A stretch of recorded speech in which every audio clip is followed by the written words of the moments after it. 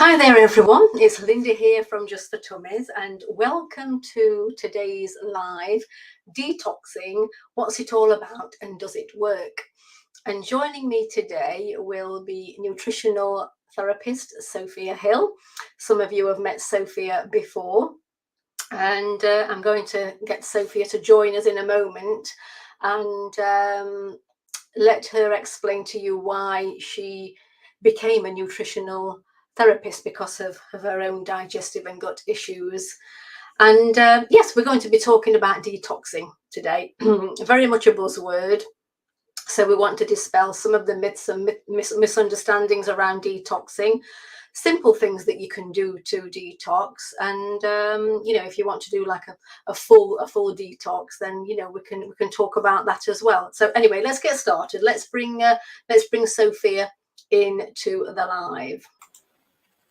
Hi Linda and everyone else. Hello Sophie, it's lovely to see you. And you, as always. On this sunny afternoon. It's just so lovely to see all the spring flowers coming through, isn't it? I know, it's gorgeous out there. Absolutely lovely day. Yeah, very welcome after the winter. I know. Do you do very much gardening, Sophia? I have to say, I'm not a massive gardener, but I love plant. Last year we grew vegetables, so I really loved that. But I don't really know what I'm doing in the garden. My partner loves gardening, luckily, so he does it. But we did some courgettes and beans, and just it was lovely. Yeah, so we're going to do it this year as well. Now they were okay. Yeah. We had courgettes coming out of our ears, Linda. We didn't know what to do with them. There were so many. So yeah, they're really easy to grow. And so you don't have to grow them in a greenhouse then? No, just planted a little. Well, we bought them already, not from seed. I bought a pot that had got the little flowers on. So then planted that, and they took off really well. Yeah. So did you have to prepare your soil, Sophia, or just bung them in? Literally bung them in. That's why I say they're so easy, because I had to do nothing. They just grew really well. Yeah. As you know, we've got our Ukrainian relatives. Yes. How's that? And, it's going really well.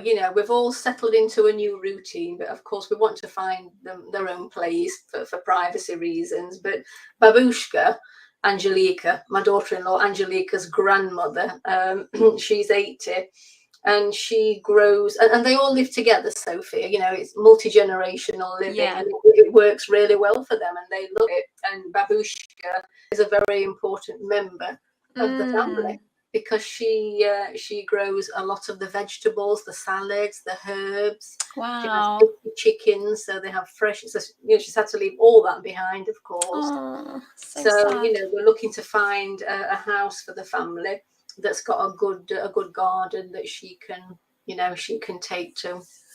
But that's anyway, so here we are with detoxing, and as I said, Sophia, I've been a practitioner a long time, and that the word detox and toxins, as these words have been around for a long time, and often critics of detoxing will say, oh well, the body's perfectly able to detox itself. You don't have to go. You don't have to have colonics. You don't have to take supplements. You don't have to do liver cleansers. And I completely disagree with all of that. Because at certain times it's important, and the body does need detoxing. So I don't know if you've got any myths and misunderstandings that you would like to share with us regarding toxin build-up and detoxing. I mean, what exactly does a build-up of toxins mean, and where do these toxins build up? Yeah, so I will answer that in sort of staged bits so it makes sense. So yes, the liver is capable of detoxing. We all know that. However, if you abuse your liver by eating a diet full of sugar, trans fats, alcohol, and then have a massive toxic burden on top of that, which we often all do have some degree of a toxic burden, then the liver will not work as effectively to process the toxins. So it's important to understand the different phases really of the liver detox pathways, and then you can kind of see where things can go wrong.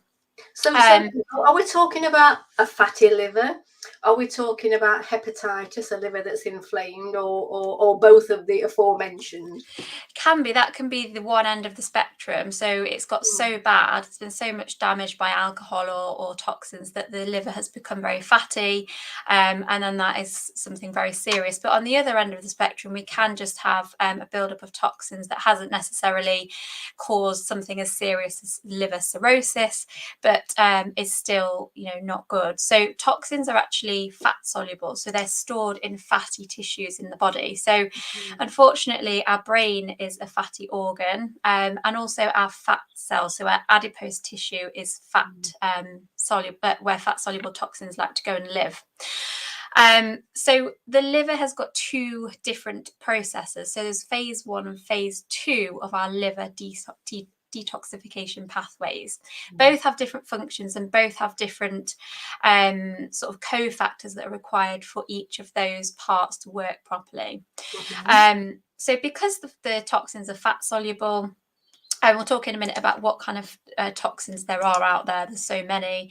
But one of the first jobs of phase 1 is actually to try and make the chemical or the toxin, whatever that is, less sort of harmful, if you like. So it goes through a conversion process, essentially.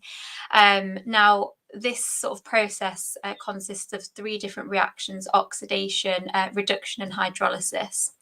Now, in that process, actually free radicals are produced during that conversion process. And free radicals, if you haven't got enough antioxidants to quell the free radical damage in your liver, during that process of your body trying to detox those toxins, you can cause a lot of damage and to the liver because of that free radical damage from that natural process. Yeah.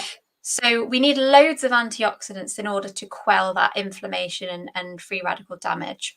And we can get antioxidants in foods, can't we? And yes, in supplement form, of course. Absolutely. So our major antioxidants from food are our vitamins A, C, and E. Yeah. The body does have its own master antioxidant, which is called glutathione, which is, you can get some forms in diet, and you can also take things that actually help with the formation of glutathione, like selenium is one of them, one of the cofactors involved in the production of glutathione. So we've got this phase 1. So if antioxidants are lacking and toxin exposure is high, then the toxic chemicals become far more dangerous. So this is where I don't agree with someone saying no, liver detoxes aren't beneficial, because if you're lacking in antioxidants, then doing some sort of, we don't have to call it necessarily a detox, but going through a program where you really focus on antioxidants and supporting the liver is absolutely going to be beneficial. Now, there are various things that can actually cause overactivity of these specific enzymes that are involved in phase 1. So these are known as the P450 cytochrome enzymes. Now, the things that can cause them to speed up phase 1 are things like caffeine, alcohol, pesticides, and dioxins. And the important thing to remember here is that if phase 1 goes too quickly, before phase 2 actually helps to remove the toxins, that's where we've got that danger zone of high free radical damage. So we need less of the things that speed up phase 1, like the alcohol and the caffeine, and we need more of the things that support phase 2. And we'll talk about all those really good things that help to support phase 2 in a second. When it comes to a fatty liver, Sophia, and I'm sure you found this as well, I just find it incredible because people email me all the time, wanting advice about the digestive and gut problems, and many of them have been diagnosed with a fatty liver and just left. Left. You've got a fatty liver. No information about the how serious that can be for health, and no information or advice about how to reverse it. I know, I've had so many people just like, oh yeah, I've got a fatty liver, and I'm like, oh, what are they doing anything? Have you been given any advice about this? No. So it's not great, and often people are given information that's not really that beneficial for fatty liver, I find, and they're told to completely avoid fats, for example, and that's not the case with fatty liver. I Obviously, found the same with diverticular disease and diverticulitis. yeah, I know I'm going off at a bit of a tangent, but the people who have these, regular diverticulitis flare-ups, they're given no information, no advice, no support on no, how to prevent the flare-ups. It's, wait until you get another flare-up and then we'll give you more antibiotics. I Or know. if it's a really bad flare-up, you may even end up in hospital, on IV antibiotics. It's just, well, anyway, I could talk at length about that. I know. About um, healthcare. I know. Although it was yeah. interesting, again going off at a tangent. Sorry, Sophia. The health minister Sajid Javid did say a couple of weeks ago that it's up to the public now to take more responsibility for their health and not rely on the state to provide all of their healthcare needs. So I thought that was a step in the right direction. Yeah, I agree. Absolutely. I think we should all take at least some responsibility for our health and try and educate ourselves the best we can. Yeah. Sorry, So, sorry, phase 2 then. This is called the conjugation pathway, and this is where liver cells add another substance. So there's 3 again. So one is cysteine, glycine, and the other one is sulfur. So 2 of those are amino acids, and the other one is a sulfur molecule. So they add that to the toxin or the chemical or the drug or whatever it is, and that makes it less harmful, and it makes it water soluble. So it's turned from fat soluble to water soluble, and when it's water soluble, it can then be excreted from the body via various watery fluids like bile or urine, for example. So that is the part where we are able to manipulate that process to slow down phase 1, speed up phase 2, and support that via various supplements and nutrition and things that we can eat. So that brings me back full circle to your first question about busting some detox myths. So I see juice detoxes recommended all the time for liver detoxing or detoxing in general. And whilst I absolutely love fresh pressed vegetable juices, I think are an amazing source of all sorts of vitamins and minerals. However, what those 2 things I mentioned there before are amino acids, and that's a derivative of protein. Yeah. So juices are lacking in protein, but we need protein as one of the most important things to help us to detox or to support those, if we want to say the technical term, support the phase 2 liver detox pathways. What kind of proteins are we looking at then, Sophia? Well, what I say to people is if you want to do your juicing, absolutely continue to do that because you're still going to get loads of vitamin C, loads of minerals and all the rest of it. But what I like to do is add some collagen powder into the juice, stir it in, leave it for 5 minutes to settle because then all the bits of white will actually dissolve completely and you just won't taste it. But you're also getting the protein in there, and the collagen has a really good set of amino acids. But obviously, other protein sources would be things like grass-fed meats, organ meats, eggs. Though the animal proteins have a complete set of the amino acids, whereas some of the vegan proteins don't have the whole set of amino acids in them. Now you know the spring cleansing beetroot smoothie recipe that you put together for us, that we are soon going to be sharing with everyone who has signed up to receive our newsletters. That's got collagen powder in it, hasn't it? Yes, it has. Which collagen powder do you use? I use a couple of brands. I use one by Planet Paleo. Yes. You can get that on the Natural Dispensary or probably off their website, I think, directly.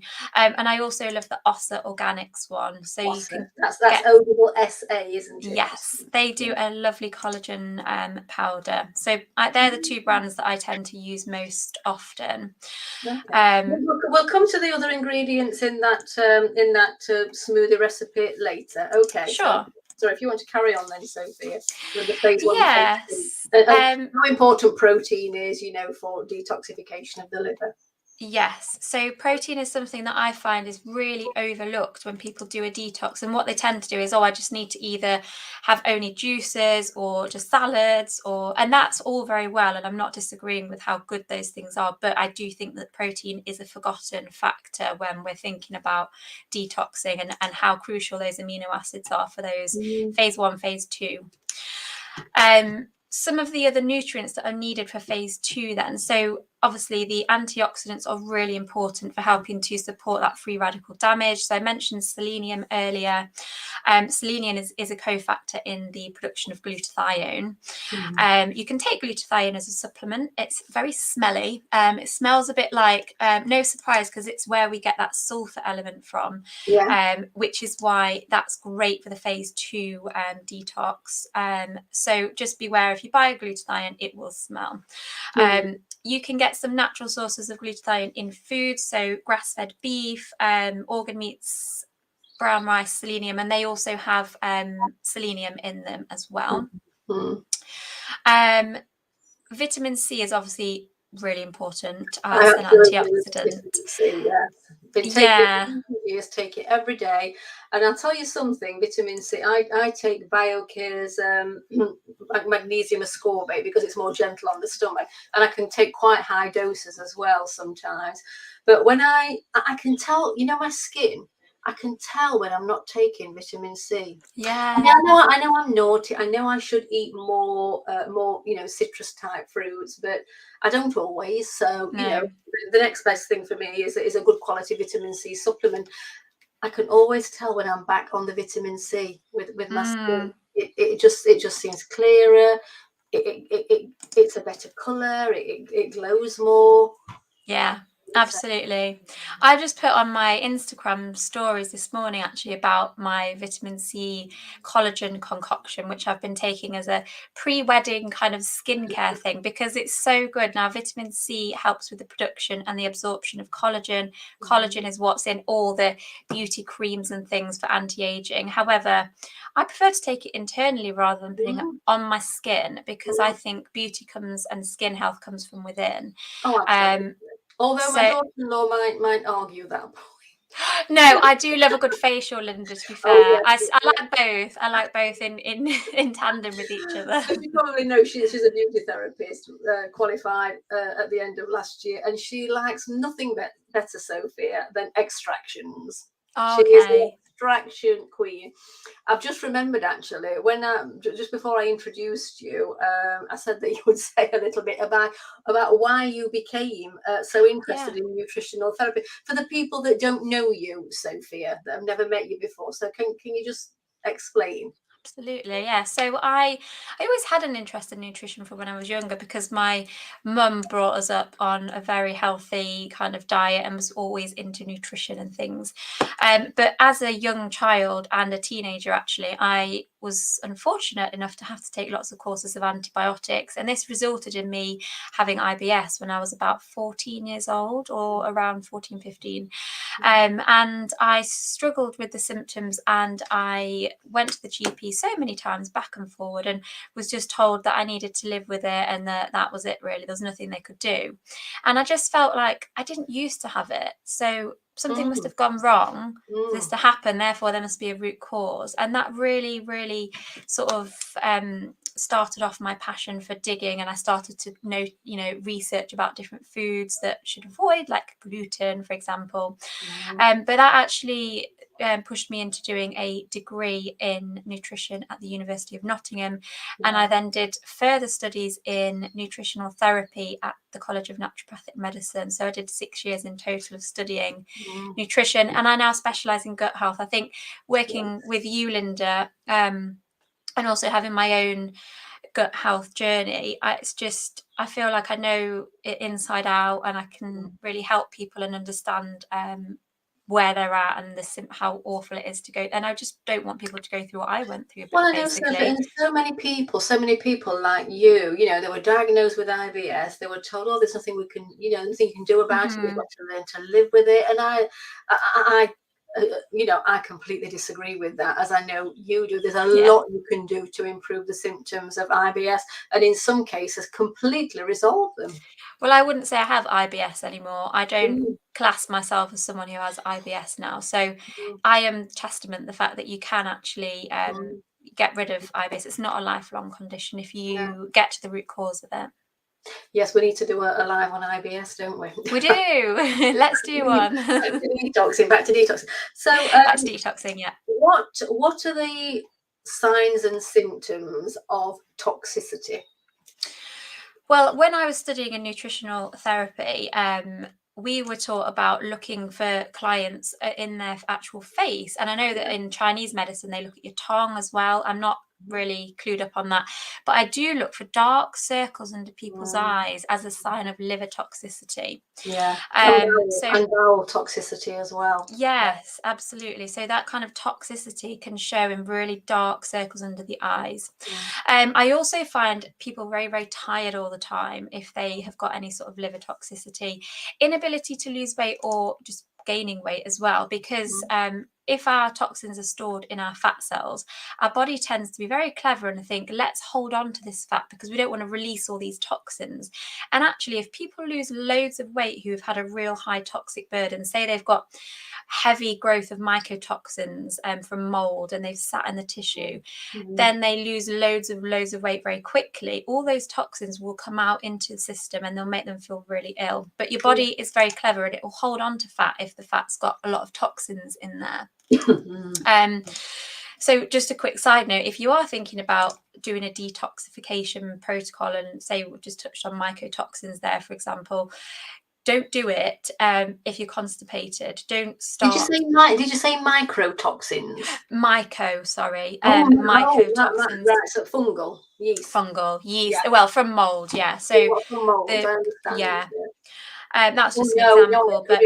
Well, no one should embark on any kind of detoxification program if they're constipated. They need to clear the bowel out first, and then begin the detox cleansing protocol. Absolutely. Or you make yourself feel very unwell if you've got loads of toxins sitting in your GI tract being reabsorbed back to the liver. That could be really then you can get a real detox reaction and feel awful. Some of the other symptoms where I think, you might need a bit of liver support: fatty or floating stools, because the bile is actually what is needed to help to detox and bind to toxins. So if we've got fatty stools, we know that our bile is not acting optimally because the fat is not being absorbed in our system, ending up with fatty stools. So that's another one. Skin issues. I think, the skin is the biggest detox organ that we have. Yeah. So if your liver is backed up, if you're also backed up in terms of constipation, then things will start coming out in your skin and you'll be getting spots, particularly around the jawline. And other skin. The skin looks sallow, doesn't it? It can look sallow. It can look definitely as well, can't it? The skin. Definitely. And then bloating and sort of GI disturbances as well, I often see with people who need some liver support. Yeah. Yes. And then, of course, low mood, poor sleep as well. Yeah, those as well. And no interest in life. I suppose that would come under low mood. But just no interest in things. Yeah. So yes, but constipation is a biggie, isn't it? I mean, I know when I was a colon hydrotherapist, I'd sometimes carry out a coffee enema. Yeah. At the end of the colonic. And the coffee wouldn't act on the bowel, of course. The hemorrhoidal veins just inside the rectum would take up the coffee and take it to the liver and cause the liver to sort of squeeze, for want of a simpler term. And then that would, the liver would then push out bile and fat and toxins. That was the idea. And it wasn't kind of, it's raw coffee that colon hydrotherapists use. It's not the coffee that you use to make yourself a drink of coffee. Not Nescafe. Not Nescafe, raw coffee. Yeah, especially it's a special type of coffee. Because what are your thoughts around coffee? Coffee, because coffee is good for the liver. It's good for detoxing. Black coffee, of course. I mean, what's your thoughts there? There's such a great debate about coffee. Interestingly, I think it has its place sometimes, but I think the quality of the coffee you need to be very careful of, because when I just mentioned mycotoxins there, coffee is one of the most contaminated products with mycotoxins and mold, along with peanut butter is another one. But coffee can be quite heavily contaminated. But it also is one of the things I listed to start with that can cause the overactivity of those P450 enzyme pathways, which can speed up that phase 1, and that can really affect the free radical damage there.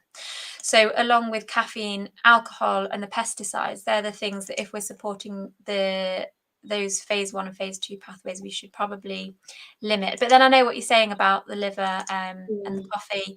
There are some studies to suggest that it can be beneficial. So yeah, it's one of those like contradictory topics, really. There's pros and against for it, I think.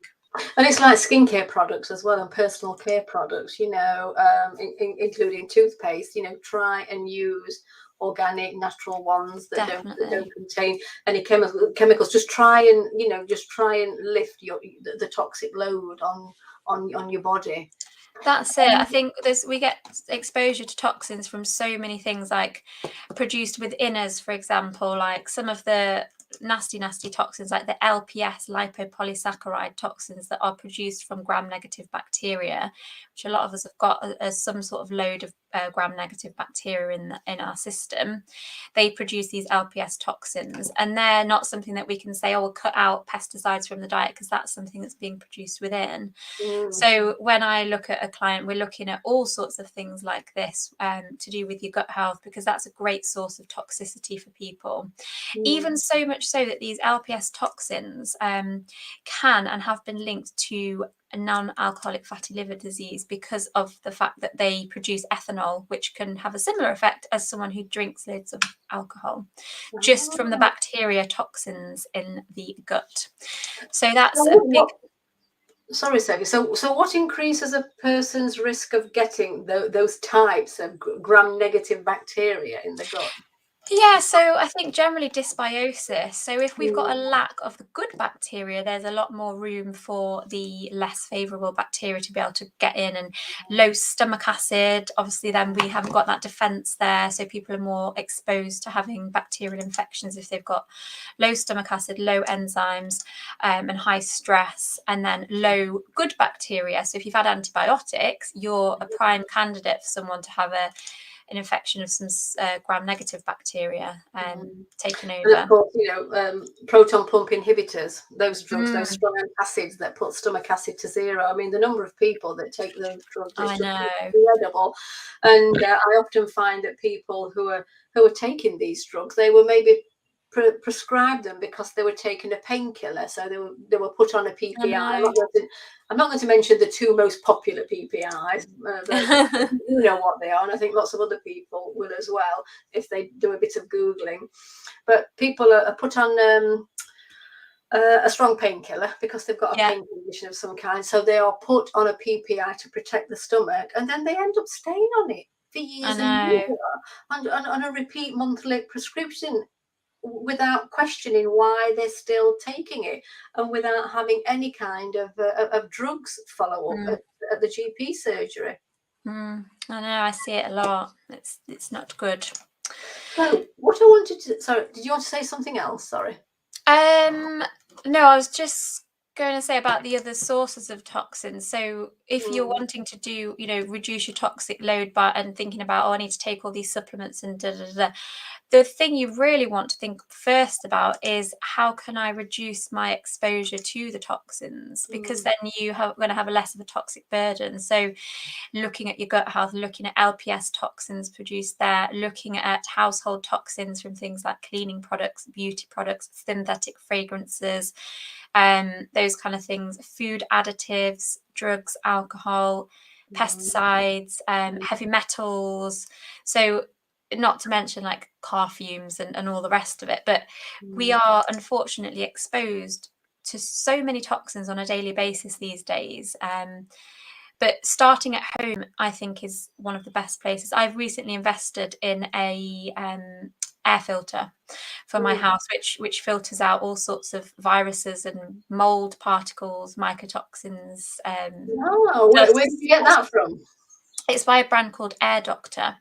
And you want to look for one with a HEPA filter. So it's HEPA, HEPA filter. If it's got one of those, then it will usually filter out all those things. So at least you're breathing in clean air, which is a good start.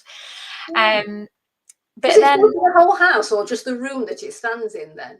just depending on how big the room is, you can get really super powerful ones that will do like a whole office, but they're very expensive. So that would probably do more rooms than one.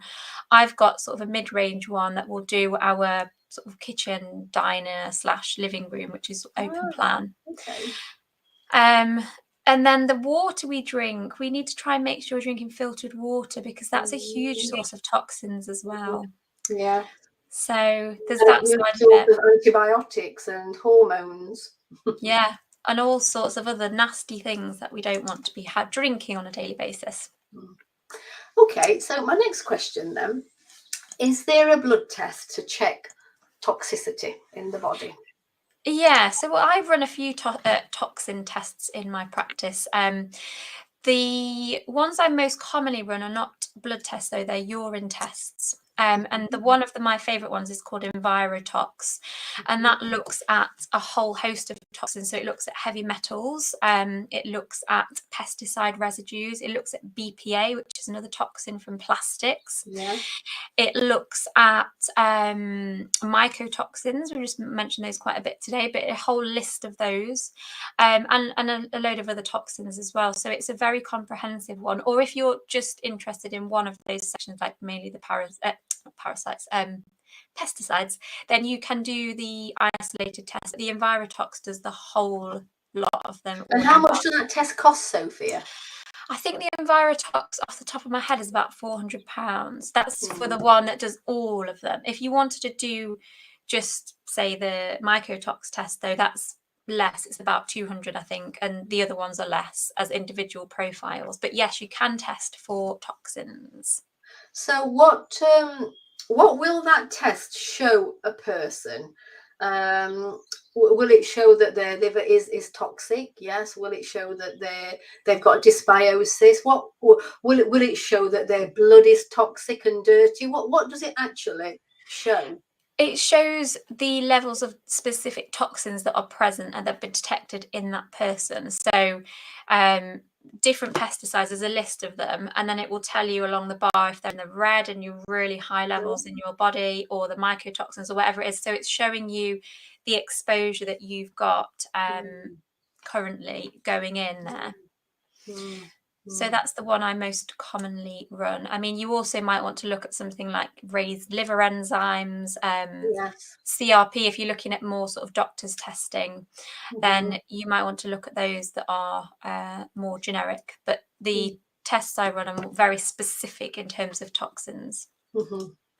I'm just going to check some to see if people are asking questions. Oh yeah, sure. Right. Quite a few saying yes, please, alive on IBS. IBS yes, live. We'll do one. Have we never done an IBS live? I feel like we have, but maybe we need another one. Oh, we absolutely do. Yeah, we absolutely do. Of course, next month is IBS Awareness Month, isn't it? April. Is. I'm doing a live early April with Jane Bush, the colon hydrotherapist. We're talking about how colonics can reduce symptoms of IBS. But it'd be good to speak to you again about IBS, maybe towards the end. When are you getting married? On the 10th of April. So right. Are you going away on honeymoon? Yes, we're going away for a few days afterwards, but our actual honeymoon isn't until end of May. So I would be free end of April time if you wanted to do a live. Shall we arrange something for the end of Schedule April? one in. Yeah. I'll leave that afterwards. A lady here, Mandy, she got rid of her IBS by going plant-based diet. Oh, fantastic. Yeah. Brilliant. This other lady, Anne. Hi, Anne. What oral vitamin C do you both recommend? I usually take Ultra liposomal. Yes, it is very expensive, and I sometimes take it. But do you know, I still go back to my BioCare magnesium ascorbate. I use that exact one. I've been using it for over 20 years, and it just suits me, Sophia. What vitamin C do you use? I use the same as you. I've got the big jar of the powder, the Yeah, BioCare one, which I love. yeah. I do sometimes have a liposomal one. I have in the past, but I just love that powder because it's I so do. great for just putting it in anything. I put it in all sorts of things, and it's just Oh, I easy do. I to mean, dose it. And I put it in a little orange juice this morning, 2 scoops, so 2 grams, 2,000 milligrams, and I top up the tiny bit of fresh orange juice, top it up with some water, put my vitamin D drops in there, vitamin A, and to make it oh, easier, and what a lovely wash it concoction! down with a quercetin and a good multi-mineral supplement Fantastic. every morning. That's really good. Right, so can you tell us what detoxing, cleansing routines you do? I mean, do you do something on a daily basis, weekly, monthly, a seasonal detox? There are definitely things that I do daily or weekly. Like I said just a minute ago, what I try and do on a daily basis, is avoid the toxins. So over the years, I have really sort of detoxed actually my house from using, harmful cleaning products. I don't have those. They're all kind of organic, skincare, all those kind of things. I make sure they're not giving me extra toxins that I get through my skin, because we do get toxins through our skin. Absolutely. So that's one of the things I do all the time. I'm always trying to avoid toxins where I can. Every morning I start my day before I do anything with a large glass of warm water with some lemon in it. So That's on your Instagram page. yes, it is. And I think that's great for flushing the system out, especially overnight when we're probably quite dehydrated, having been asleep for hours. That's just the best start for my day for supporting detoxification, because we can't detoxify if we're really, really dehydrated at a cellular level. So we need to be hydrated for those things. Dry brushing my skin, I'd say I do that about weekly. And I actually did buy in lockdown, it was a lockdown purchase, one of the little trampets, so the rebound trampets. Yes. Because that's great for stimulating your lymphatic system. So just as dry brushing does, it helps to stimulate the lymph, because our lymph doesn't have its own sort of pump, like the heart doesn't pump the lymph around like the blood. Right. So it can become quite stagnant. And if it is, then we're not going to remove toxins. So anything you can do, I mean, just general exercise is brilliant. So exercising regularly is good for supporting your lymphatic system. I've had lymphatic drainage massage. Oh, fab! Well, yes, and I every time I go in the shower, yes, I tend to use this. I've been using these for years. These conical brushes. Can you see? It's really rough on that side. It's some kind of, I think it used to be coconut shells at one time, but I don't know what it is now. I've thrown it looks good away. But I absolutely loved it, and obviously not on the face, no. not on the throat area, but here, towards the heart. Same with, I can't demonstrate very well here. Always brush towards the heart. Yeah. And then you can get these little mitts, can't you, Sophia? These are just from Wilko's, look. Chips, exfoliating gloves.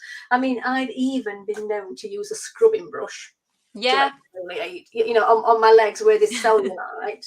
And of course,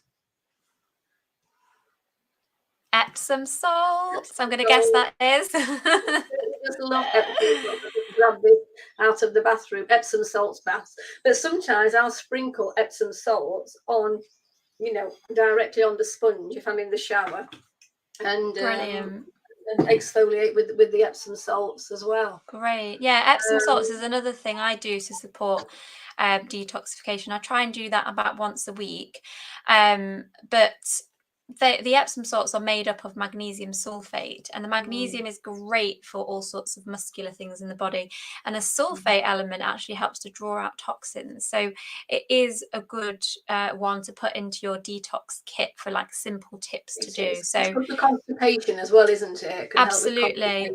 It's very relaxing as well. If you have an Epsom salts bath in the evening, just pat yourself dry, get your gym jams on, and get into bed, and you usually have a really good night's sleep.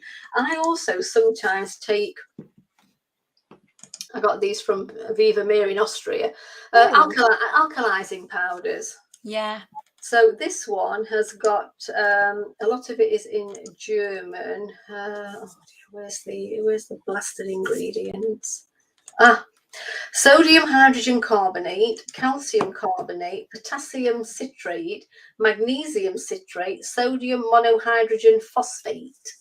And that's the one that the Viva May doctors recommend to help, de-acidification. And I think all those sort of electrolyte based things are, again, great for hydrating you at a cellular level. Yeah. And like we say, if you are not hydrated, you can't properly detox. So there needs to be a lot of good hydration going in there. In terms of electrolytes, not just water, but replenishing electrolytes as well. Okay. The other thing I would say that I like to do, not every week, probably, I don't know how often I do it, when I feel I need it. If I've had a particularly alcohol or sort of not that great food time, then I will do a charcoal sort of cleanse as well. Yeah. I'm quite a fan of that because charcoal is great for acting like a magnet. Oh, there you go. Acting like a magnet, sitting in the gut and attracting all sorts of toxins to and helping to expel them.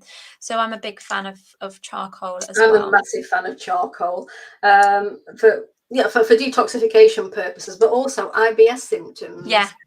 In particular, uncomfortable bloating, trapped painful gas. I'm always a bit wary with people who suffer with constipation, though, and charcoal, because it can be transit time down. But I still do recommend charcoal, even to people who suffer with lazy bowels. And I just say, look, take something to get your bowel moving. Have a colonic, do an enema, or take some rhubarb, take some Senecot, whatever it takes to take some magnesium citrate, whatever it takes to get that bowel to empty, and then do your charcoal. That's it. Yeah. And the other thing I do probably daily, if not every other day, is increase my consumption of cruciferous vegetables because they contain the sulfur element. And when we spoke about the phase 1 and 2 earlier, sulfur was one of the compounds that is needed for the conjugation in phase 2. So your cruciferous vegetables are things like broccoli, cabbage, Brussels sprouts, kale, have I said cauliflower, garlic, onions, leeks, shallots. They're all those kind of ones that will give you that are great for detoxing, and also very good to do with the detoxification of estrogen as well when we're thinking about cruciferous vegetables. So that's something that you can easily, very cheaply do. You don't have to buy any supplements, but those kind of foods are really, really powerful in terms of supporting your liver. Yeah, absolutely. I'm just bringing this up. Louise, it was the wrong one actually, but we can cover. How often can you take the charcoal and when? Well, Louise, it all depends upon your symptoms, really. So the best thing to do after this live is perhaps drop me an email, and I can have a conversation with you about your symptoms. I mean, I often recommend a 5-day charcoal cleanse where you take 2 charcoal capsules half an hour before and 2 half an hour after lunch, and repeat at dinner just for 5 days. But that may not be suitable for you, so I'd need to know your symptoms. So just drop me a message after this live and we can talk about that. But Anne, this is what I want to do. Would you suggest charcoal after COVID? What now, the thing is with COVID, I mean, maybe we can do a live on this. Yeah. So many people have had COVID and they're suffering with long COVID, which to me is chronic fatigue, post-viral fatigue that I've had myself in the early 1990s after a particularly nasty bout of tonsillitis. I'm kind of working through it, and then 6 months later just hit a brick wall with chronic fatigue syndrome, or post-viral fatigue syndrome. And long COVID is post-viral fatigue syndrome, isn't it? So maybe we can do something on that. But did you want to answer Anne's question, Sophia? Yeah, I think after COVID, what can happen is that your body has, even if you test negative, you can still have some element of the viral load still going on in your body. And charcoal could be a good way to just support your digestive system. There has been a lot of research showing that COVID can wipe out lots of beneficial strains of bacteria in the gut. So supporting your gut, making sure that you have lots of fiber in the diet, lots of probiotics, particularly good. I would suggest probably probiotics more so after COVID than charcoal. I would, because of the immune system, the link in the gut Yeah, with the immune system. definitely. But charcoal wouldn't be a bad thing to do after having any sort of virus to sort of clear up any toxins and things associated. And what's that product that I can never remember the name of that product that you recommend? Like a natural antiviral. That is it an amino acid? It's by In Vivo, and it's called Bio Revive Virome. So it's looking at the kind of viruses, and it contains things like andrographis. What's the other one? It's got an amino acid in there, which is lysine. Took me a while to remember that, which is actually helps to stop the replication of a virus. So that's my favourite one. I think it's got some vitamin D in it as well, and some other bits, but it's a really good one for viruses. Yeah. And does it help to protect against viruses as well? Yeah, so if you had got that in your system, then it would help to prevent the virus taking a hold, because it stops the replication of the lysine, particularly stops the replication of a virus. Yeah. Okay, that's great. Thank you. Right, back to my questions.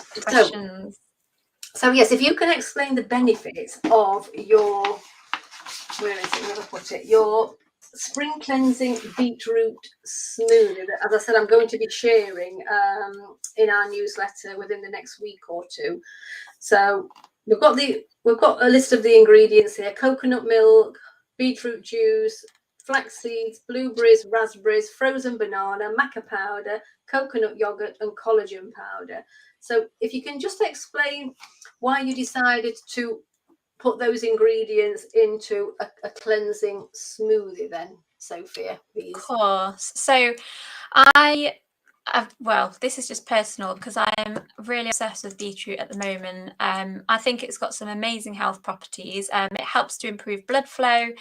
It contains lots of antioxidants, so particularly vitamin C and A, which we've just spoken about how beneficial they are in terms of supporting free radical damage. It can also help with blood pressure and improve exercise performance as well, beetroot, because it contains nitric oxide, which is really, really important for recovery of various different exercise regimes.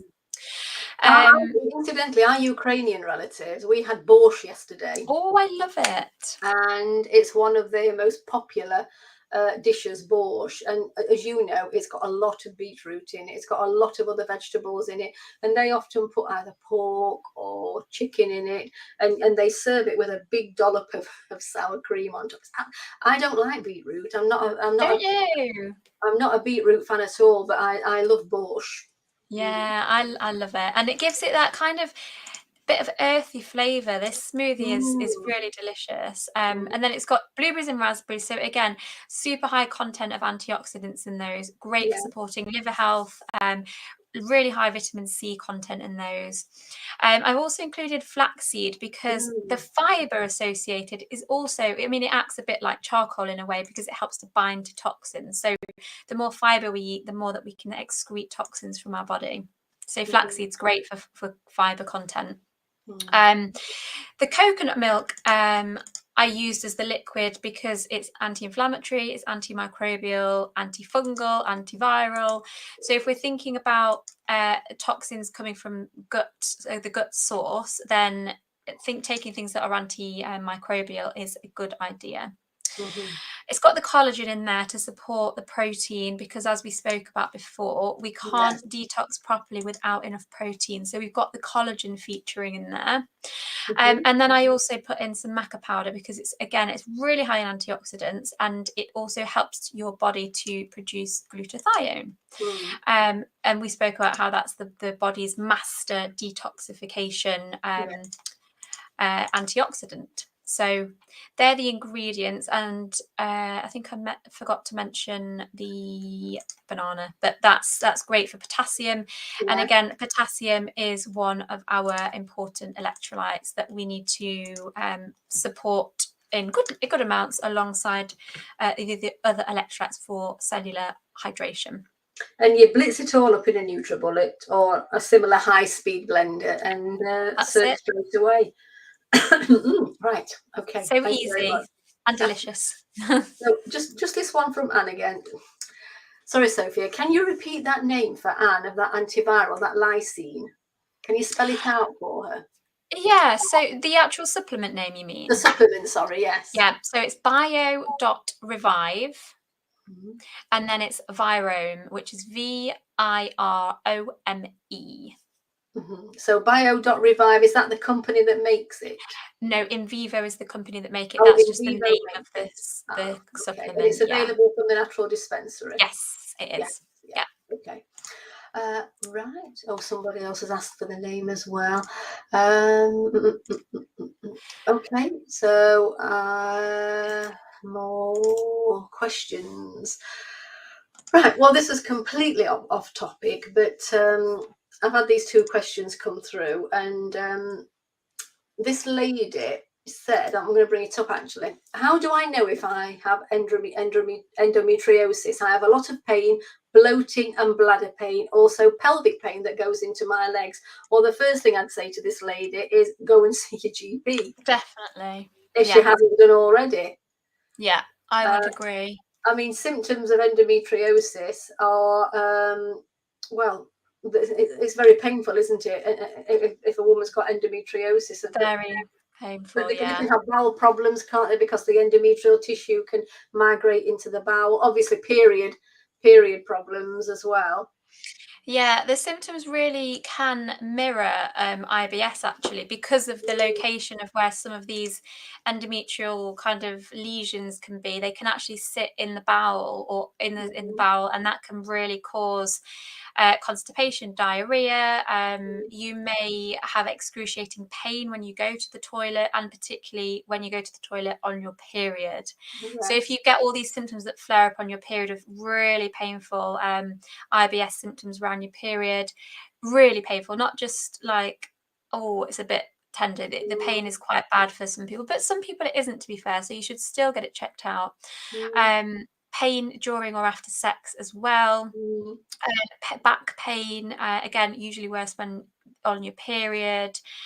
And sometimes people feel quite sick with it as well, with the pain or just generally the symptoms. and sometimes Um, you can pass out with the pain. It's awful, yeah, isn't it? yeah. So Okay. But yes, they, this lady needs to go and see her GP if she hasn't done so already. I would say so. And then last one really, because we're coming into hay fever season. Oh yes.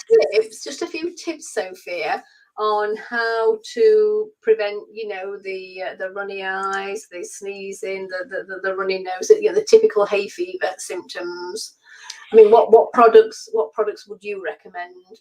I'm a fan of the natural antihistamine kind of products Mm, for things like hay fever. So thinking about things like quercetin, mm, bromelain, vitamin C, really supportive.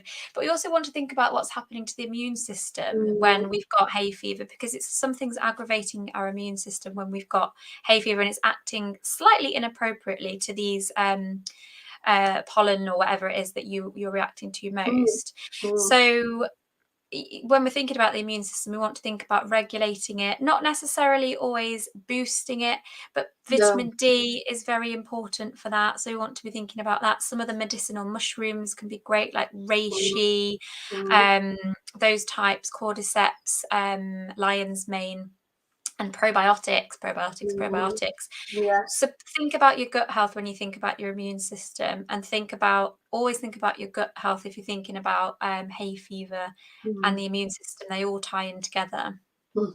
Right. Thank you for that. Well, we'll leave it there, Sophie, unless you've got anything else you'd like to say on the toxic detoxing I don't think issue. so. I think we've covered everything, haven't we? Just that, yeah, eating as many antioxidants as you can, supporting with various supplements that that we've mentioned today, things like the milk thistle. The other one I forgot to mention is turmeric. That's absolutely fantastic for supporting both phase 1 and phase 2 detoxification. So if you want to do it very cheaply, get some turmeric and just add it into your cooking as much as you can. You might make that turmeric paste that people make, golden paste, where it's the turmeric, ginger powder. You can make turmeric lattes, whatever. But that's another really good turmeric lattes, yes. Yeah, really supportive. And one thing we haven't touched on is fasting, and the importance of fasting as well when detoxing. Completely resting the digestive system so that the body can spring clean, can deep clean. Exactly. Yeah. We've not covered that, but I don't want to go over the hour if I can help it. But we know that intermittent fasting is very beneficial, both from a detoxification viewpoint and anti-aging viewpoint as well. Yeah, Do you want to say anything about that for a couple of minutes? Just quickly, then, it is really great for resetting. So it gives your body the chance to do that real sort of rest and repair work. Also, if we do fast for a long period of time, what happens is that we start to use our fat for energy. So when we're thinking about toxins being stored in fat cells, if we fast, they start to come out. So that can be a good way to get rid of them. However, as I said, you must make sure your elimination channels are working well, so we're not constipated and we're going to the toilet enough. So Epsom salts, magnesium alongside that would be really useful. I know when I went to the Viva May clinic in Austria to do some fasting, really serious fasting, 10-day fasts of just hardcore. And taking Epsom salts every day as well, as well as herbal teas. And there was one particular night when I was in my room and I went to bed and I felt quite poorly. And I almost pulled, the red cord to get the nurse into the room. I felt really, really poorly. But I thought, no, I made myself a herbal tea. I went and got a shower and I did feel much better. I think I did it a bit too long, Sophia. Yeah. I think 7 days was long enough for me. I think 10 days was too long. I mean, all my detoxification pathways were open. That Viva May is run by doctors and nurses. They know what they're doing. But I just think 10 days was a bit too long for me. Personally. Yeah, and that's it. But people with neurological symptoms, I probably wouldn't put them on such a hardcore detox, because it can induce feelings of dizziness and brain fog if you're feeling like you've overdone it on the detox and the fasting. Sorry. I thought I was going to faint. Yes, I did. Yeah. So the following day I went to see the doctor and I told him my symptoms, and they said, right, we'll put you on what's called a light diet. So protein, eggs, fish, meat, chicken, and then I began to feel, not very much of it, I hasten to add, but then I began to feel a lot better. Right, well, thank you very much for that, Sophia. As usual, absolutely fascinating. Your knowledge base is huge, and I love doing lives with you. So let's look at doing a live on IBS at the end of next month, and let's look at doing something on COVID. Not just COVID, but post-viral fatigue. For people who suffer with that. I've experienced it, that awful fatigue, and also the depression that comes with it. That's not very pleasant at all as well. It's horrible. Yeah. So thank you very much. Thank you very much, everyone, for listening. We will be sending this video out in a newsletter sometime next week, and it will be available on the Just for Tummies Facebook page to watch anytime you like, and also the Just for Tummies YouTube channel. And it will also be a blog on the Just for Tummies website, if you click on Linda's blogs down the right hand side in the menu, it says health videos, and it will be on there sometime next week as well. So thanks everyone, and thank you, Thank Sophia. you. You're welcome. Thank you. Bye. Bye-bye. Bye. Bye-bye, Bye. everyone. Bye.